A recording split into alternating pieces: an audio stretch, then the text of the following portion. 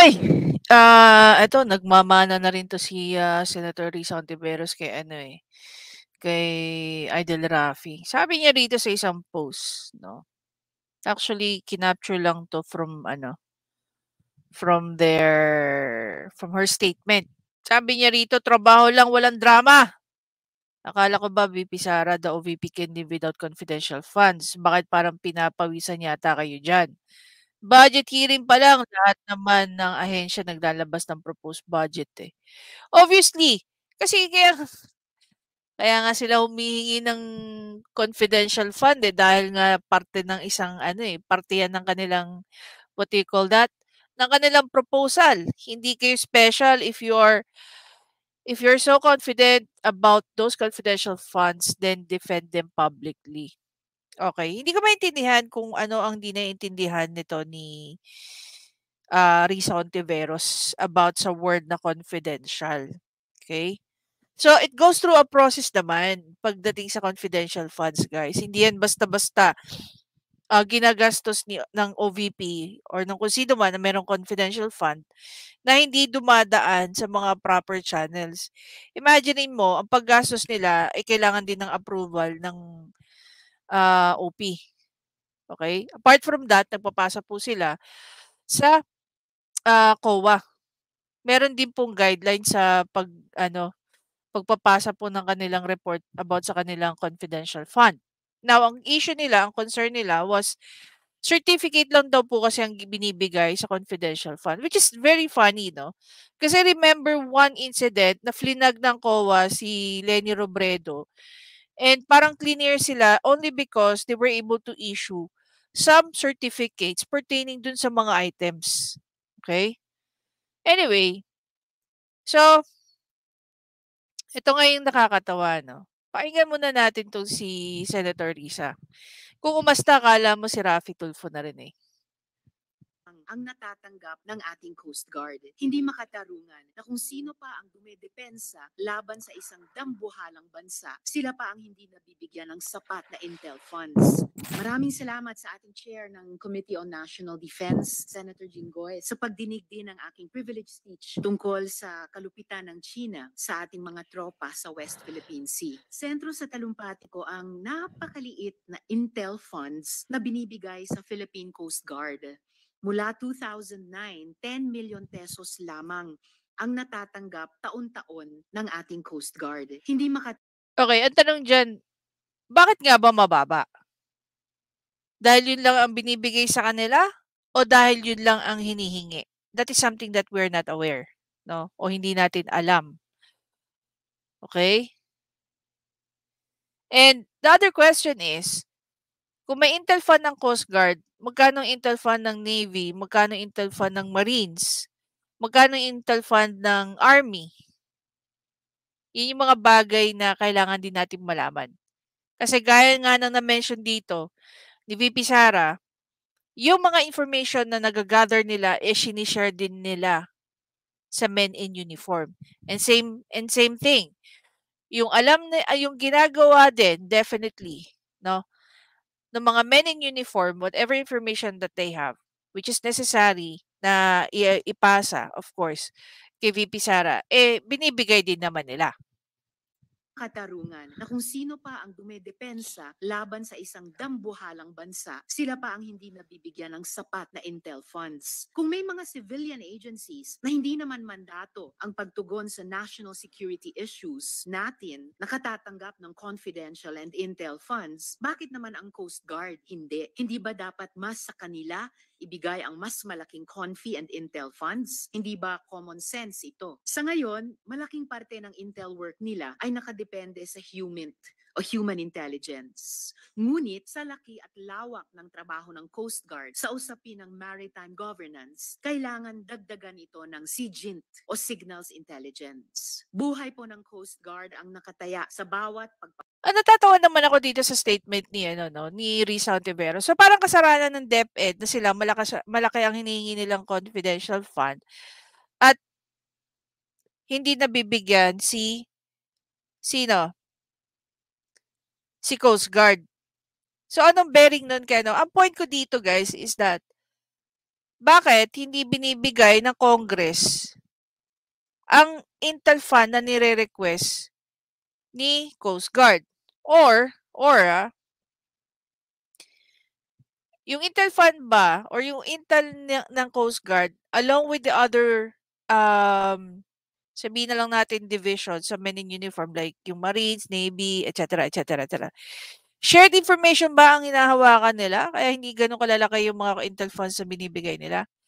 And ano naman ang kinalaman, no? Gaano na ba katagal na ganun kababa yung Intel fund ng Coast Guard? Dapat talaga bigyan natin ng mataas na ano, no?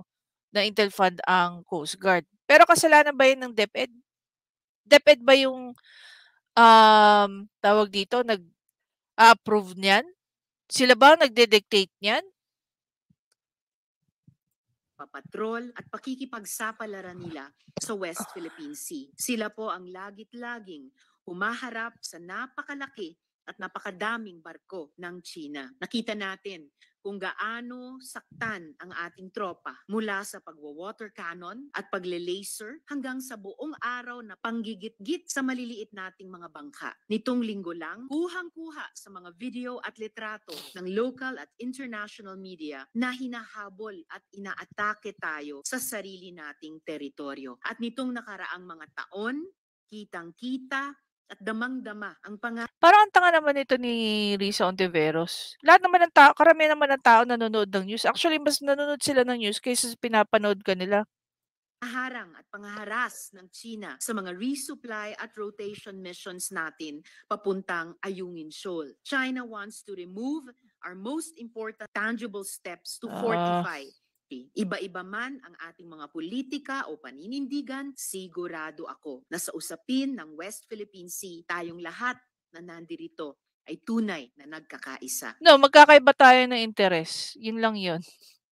Magkakaiba lang tayo ng interes. Kung ibig nyo pong sabihin, yung binanggit nyong 3 permanent projects, the permanent office, the VP's Museum, and the Omnibus Law or Charter, bawat isa sa mga ito gagastosan ng confidential funds ng opisina nyo? Yes. Mainly, the confidential funds, as I said, is for the safe, secure, and successful implementations of the programs, projects, and activities and engagements of the Office of the Vice President. Thank Diba? OVP naman ngayon. From DepEd to OVP. you kayo, Madam VP. Just to make of record also, continuing from yung pagbanggit ko sa 2015, Nakakatawa na sabi dito, VP Museum, why the heck would we need that? Si Jessie Robredo nga, merong ano eh. What do you call that? May museum nga sa Bicol eh. Oh my God. Ayaw niyo ba nun? Mukha ni Lenny nandun din. Halar.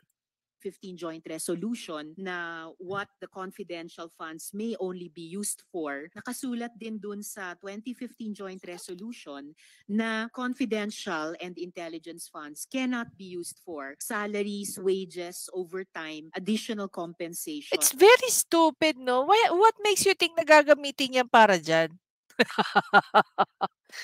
Holy crap. Totoo ba? Oh my God, the other day lang sinasabi niya na kung saan gagamitin yung mga yung mga confidential funds. And dito sasabihin allowance or other fringe benefits of officials and employees who are employed by the government in whatever capacity or elected officials except when authorized by law. Confi and Intel funds cannot be used for representation, nakakatawa, no? As if naman hindi alam ni VP Sara yung mga pinagsasabi niya. consultancy fees or entertainment expenses or construction or acquisition of buildings or housing structures. The Philippine Senate convenes an oversight panel that will review how key government agencies use their confidential funds. The Office of the Vice President and the Department of Education were grilled why they need 500 million and 150 million pesos in confidential funds. Critics called it questionable, unnecessary, and that it lacked transparency. Opposition Senator Risa Ontiveros also calls for greater transparency. Hanggang ngayon, hindi malinaw kung paano gagamitin ng DepEd ang napakalaki na confidential budget na ito na mas malaki pa sa confidential fund ng mismo. Bidang-bida rito si Risa Hontiveros, parang narcissist, mahal na mahal ang sarili. mong DND. Let's set our priorities straight and ensure that not a single peso in public funds is wasted on vague and or counterproductive measures. Senator Risa Hontiveros, sana one day hindi yan magamit sa'yo, yung sinasabi mo ngayon. But I'll make sure na we're going to have a copy of this. We might use it in, in the near future. So, anyway guys, so ayan, bidang-bida siya sa kanyang sa kanyang mga, ang tawag dito. Ano pa to? Ano? Secretary, Madam Chair, Pakinggan the natin to. DepEd has been allocated confidential funds amounting to 150 million pesos. The present-day Department of Education was eventually mandated through Republic Act 9155, otherwise known as the Governance of Basic Education Act of 2001, which establishes the mandate of this agency. So ano pong mga provision nitong RA number 9155 ang nag-authorize ng intelligence collection efforts ng DepEd, Madam Chair? Yes. In a gist, the mandate of the Department of Education is to provide accessible, equitable, and quality basic education, which necessarily includes a safe and enabling learning environment for learners and safe space for teaching and non-teaching personnel of the Department of Education inside our schools. So dito po sa providing accessible and the other adjectives of the kind of quality education at saka yung creating the safe environment, dito hinuhugot ng DepEd yung mandate even for intelligence collection efforts? Yes, we want to provide a safe and enabling learning environment primarily to our learners, but of course as safe spaces as well for our teaching and non-teaching personnel of the Department of Education. As cited earlier, we have data of the recruitment of minors in insurgency, in violent extremism. We have data on gangsterism in our schools. We are currently working with another government agency with regard to employees' email accounts, DepEd employees' email accounts that are involved in child pornography, and among others, Your Honor. Thank you, Madam Secretary. Okay. So, very recent lang, no? I just want to share this with you, no? Meron teacher. Pinalay yung kanyang bagong-bago lang to guys,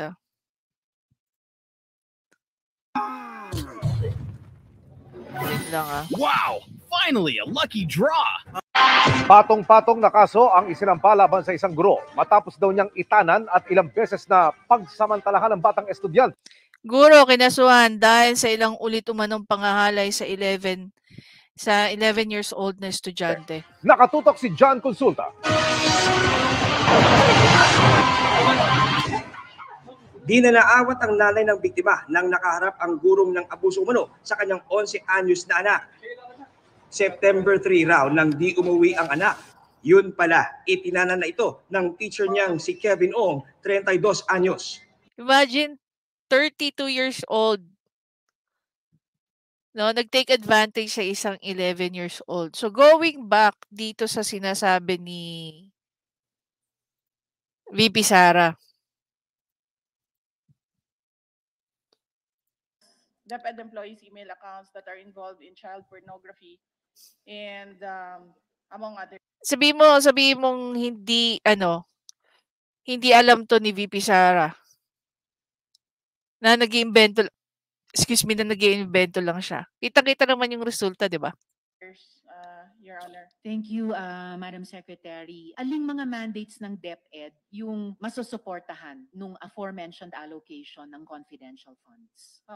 Your Honor, again, it's providing a safe and enabling learning environment for our learners and safe spaces for teaching and non-teaching Department of Education personnel. Salamat, Madam Secretary. But again, similar sa isang observation ko sa hearing natin kanina on the OVP budget, may mga secondary mandates or not even mandates, requirements para sa operations, whether ng isang office o ng isang department that are more properly generated and provided by other, more qualified dun sa aspetong iyon, more qualified na ahensya ng gobyerno. Under that principle of complementarity of operations ng napakaraming departments at offices at agencies sa ating gobyerno, let's leave intel to the experts and let our offices and departments, OVP man, DepEd man, at lahat ng iba pa sa ating gobyerno, focus on their true mandates. Okay, kung ikaw magulang, ano, yan, tanungin na natin yung mga magulang natin sa manonood nito. Kung ikaw magulang, tapos, pinapapasok mo yung anak mo believing na sila ay nag-aaral. And then malalaman mo na yung teacher nila nagtitake advantage sa kanilang kamusmusan dahil na-influence ng kakanood ng mga porn videos, no? Hanggang ba naman sa email. 'Di ba? Ngayon, punta tayo dito. Yan, palakayin natin. Sabi ng isang dating kadre, based on my experience, and the experience of other former rebels, we started as activists, then become CPP cadres, while leading this legal organization and party list, searching and targeting recruits for NPA and CPP inside their legal organization. Okay? Ito, living proof na to eh. 'Di ba? Punta rin tayo dito sa isa. Imaginein mo, CPP, NPA, NDF, stop deceiving our youth. Stop your recruitment, League of Parents of the Philippines. Meron pang isa dyan, yung yakap ng magulang. Okay? Yakap ng magulang. Movement. Itong nanay na to, alam niyo bang nag-iiyak yan? Nakikiusap na i-let go ang kanilang mga anak. 'Di ba? Yan.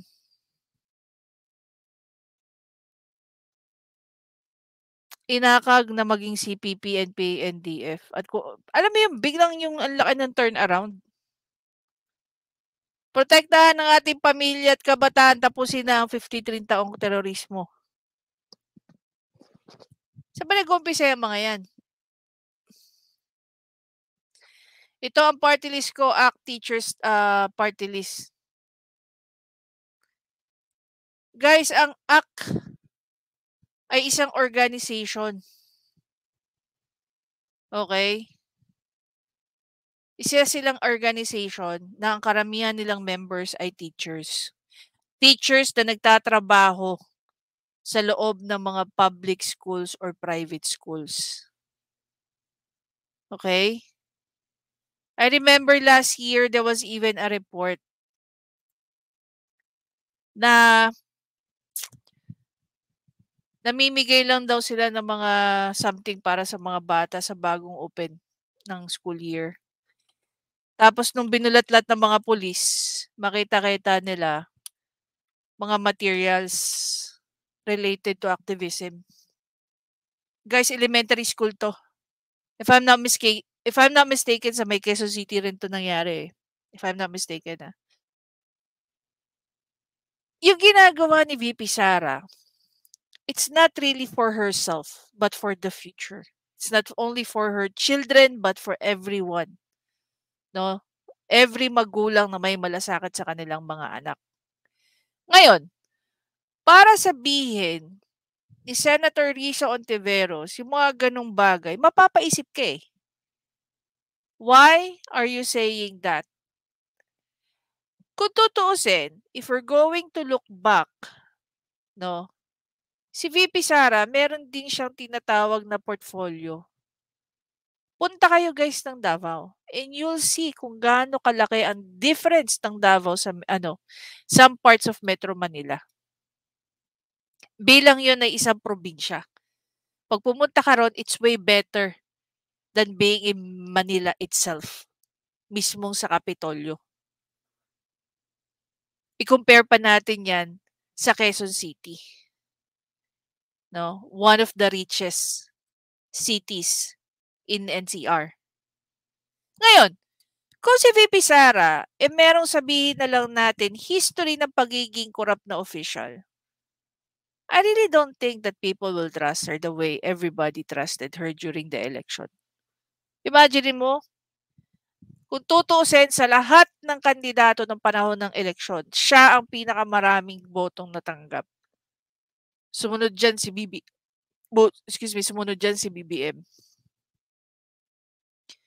If ang question nila dyan is because it's confidential and we're not going to break it down to you. Ang ini-insinuate nila dyan is magkakaroon ng corruption. VP Sara herself, wala siyang history ng corruption. Even nung panahon nang siya ay kumakandidato, walang maibato sa kanya na meron siyang ginawang korupsyon. 'Di ba? Ano ba, yun ang gusto ko mas maintindihan natin lahat eh. Yung pagbablock ba ng Makabayan Block ni Raffy Tulfo, ni Risa Hontiveros? Ito ba ay talagang concern ka lang dahil baka kinukurap o dahil may mga alingasaw na baho in the coming days? Na makikita kung sino yung mga matitinding supporter ng CPP. 'Di ba? Kasi kung meron kang koneksyon, no? At ginagamit ka ng CPP at nagpapagamit ka, then magkakaroon ka ng malaking problema nun. 'Di ba? Gaya niyan, ito si Franz Castro, may may kaso 'yan. Si Senator Risa Hontiveros, alam ko may kaso 'yan related sa Pharmally. Hanapin ko nga 'yun para tayo. Facts-based tayo. Risa Hontiveros case.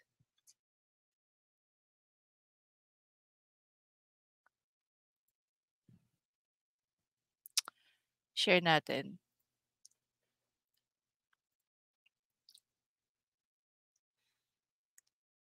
Risa Hontiveros post bail in a nag-reward tapping case. When was this?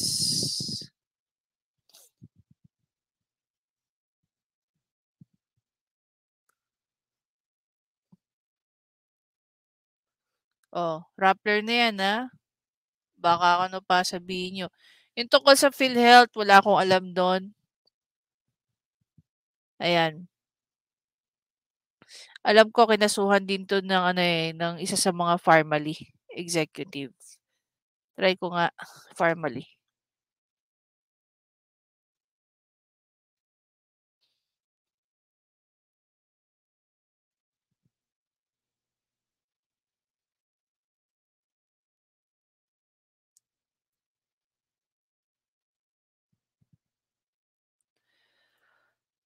Pharmally execs lawyer group mall suing senator for allegedly bribing witness. This was 2021. So, ang naging lawyer nila rito, walang iba, of course, pagkaalam ko si Attorney Topacio, the lawyer Pharmally Executive Branch and Advocacy Group of Wednesday accused Senator Risa Hontiveros, a witness, to appear before the Senate Blue Ribbon. Okay, inaccuse lang pala. Hindi sila nag-file ng kaso.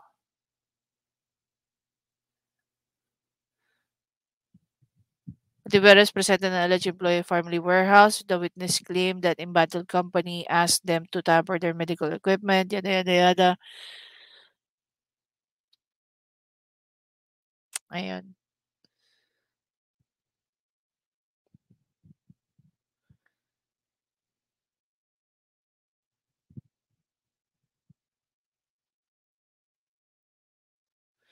So, I'm not really sure kung nag-proceed ba si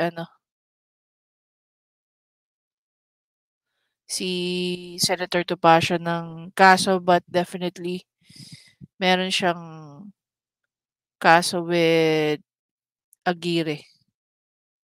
Diba? Yun lang yun.